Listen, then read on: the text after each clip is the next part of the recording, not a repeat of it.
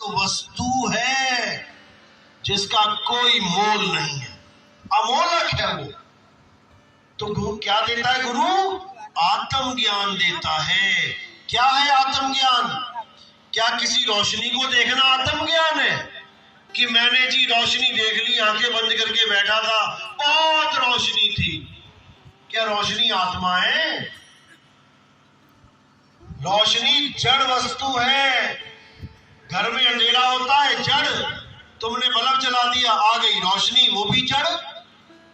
ना अंधकार तुमसे बात कर पाए, ना रोशनी तुमसे बात कर पाए। जो अंधकार को भी देख रहा है, जो रोशनी को भी देख रहा है, वो कौन है? उसको समझो। जब तक उसे नहीं समझा, जब तक कल्याण नहीं होने वाला। इसीलिए साहिब ने बोला, आत्म ज्ञान बिना नर भटके, कभी काबा कभी काशी, जल में मीन प्यासी, मोह देखते आवे हंसी। आत्म ज्ञान बिना नर भटके।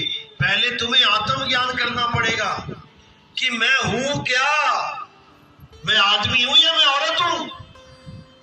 देखने वाले कहेंगे ये आदमी है, ये औरत है। अरे क्या देखा तुमने?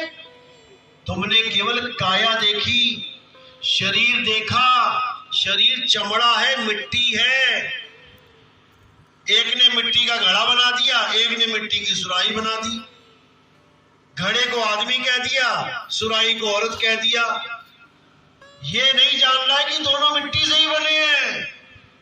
चाहे घड़ा कह ले, चाहे सुराही कह ले, दोनों मिट्टी है। आदमी औरत दोनों मिट्टी है। लेकिन तुम मिट्टी नहीं हो। तुम इस मिट्टी को ढो रहे हो।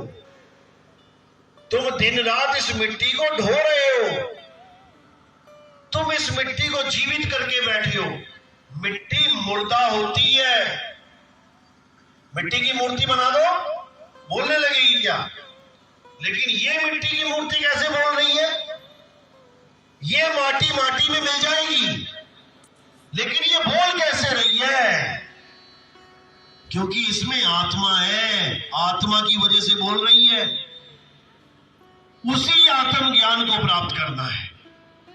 ना मैं मिट्टी, ना आप मिट्टी, ना कबीर साहब मिट्टी, ना रविदास मिट्टी, ना राम जी मिट्टी, ना कृष्ण जी मिट्टी, ना हनुमान जी मिट्टी, ना शेरा वाली माता मिट्टी। ये सब शरीर मिट्टी है। लेकिन शरीर में रहने वाली जो आत्मा है, वो किसी की मिट्टी की नहीं है। वो जीवित है, जिंदा है। उसकी वजह से ये मिट्टी जीवित है। करंट है तो पंखा चल रहा है। करंट चला गया तो पंखा चलना बंद हो गया। लेकिन हम ये नहीं कहते करंट आने पे कि पंखा जिंदा हो गया और करंट जाने पे पंखा मर गया। हमें बोध होता है कि आ और जा कौन रहा है, कौन आया जिसकी वजह से काया चलने लगी, और कौन गया जिसकी वजह से काया रुक गई। हमने उसको जानना है। इसी को समझाया गया है कि आत्मा के बिना ये काया मुर्दा है। अभी भी मुर्दा ही है, लेकिन सांस ले रहे हो, खा रहे हो, पी रहे हो, इसलिए लग रहा कि मैं जिंदा हूं। इसलिए लग रहा कि ये मिट्टी जिंदा है। ये मिट्टी मुर्दा ही है। जैसे पंखा घूमने लग गया तो इसका मतलब ये नहीं पंखा जिंदा हो गया।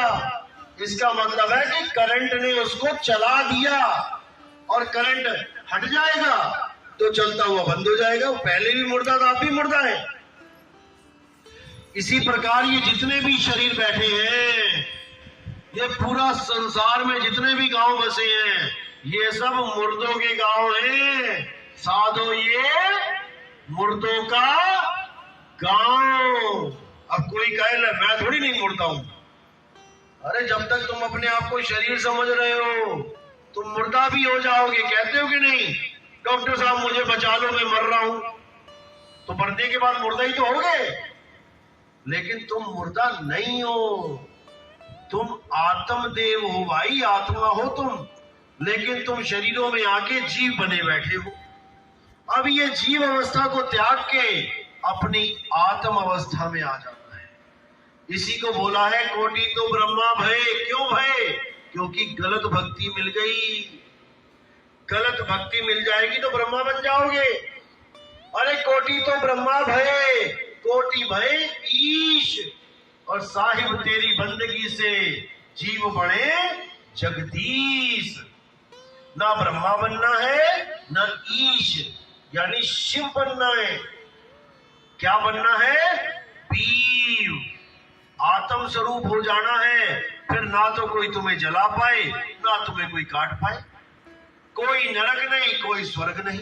नरक स्वर्ग दोनों से न्यारा, जानेगा कोई जाननहारा।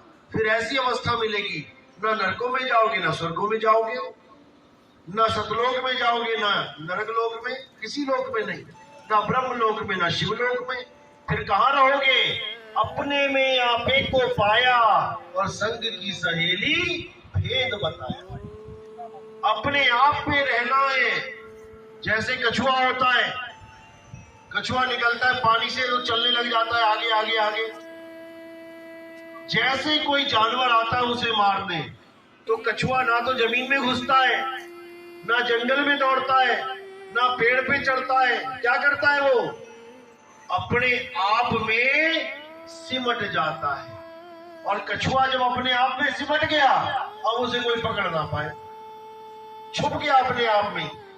इसी प्रकार जब यमदूत आएंगे, आपको पकड़ेंगे, तब आपने क्या करना है? आपने अपने आप में सिमट जाना है। जैसे ही सिमट जाओगे, अब तुम्हें कोई नहीं पकड़ पाएगा। ये ज्ञान सूरत को है सिमटने का, याद रखना। जैसे कोई तुम्हें मारने आता है तो क्या करते हो तुम? किसी ने डंडा उठाया तो क्या किया तुमने? सिमट जाते हो। तुम्हारे पास ज्ञान है सिमटने का। कोई तुम्हें डराए तो क्या करते हो? सिमट जाते हो। सिमटने का ज्ञान है, लेकिन तुम काया को सिमटाना चाहते हो। तुम काया को सिमटा रहे हो, जबकि सिमटना सूरत को है। सूरत फंसी संसार में, तासे पर गई दूर। सूरत बांध स्थिर करो, आठों पहर हुजूर। जब तुम्हें ऐसा गुरु मिल जाता है जो तुम्हारे ये तंत्र मंत्र जंतर सब छुड़वा देता है और तुम्हें तुम्हारा आत्मज्ञान रखा देता है, तब तुम्हारी सूरत 24 घंटे अपने निज रूप में रहना शुरू करती है, अपने निज स्थान पे रहना शुरू करती है। धीरे धीरे धीरे धीरे वो अपने आप को इस काया से अलग पहचान लेती है कि ये शरीर मैं नहीं हूं, मैं शरीर से अलग चीज हूं। और जब अंत समय आता है तो इस शरीर को ऐसे छोड़ देती है जैसे कभी पकड़ा ही ना हो, और अपने रूप में समा जाती है। इसी को मुक्ति कहती है। इसके अलावा कोई कहे कि जी गुरुजी तुम्हें कहीं लेके जाएंगे, अरे कहाँ लेके जाएंगे? जब गुरुजी ने नाम दिया तो क्या बोला कि तेरा साईं तुझ में है, जाग सके तो जाग।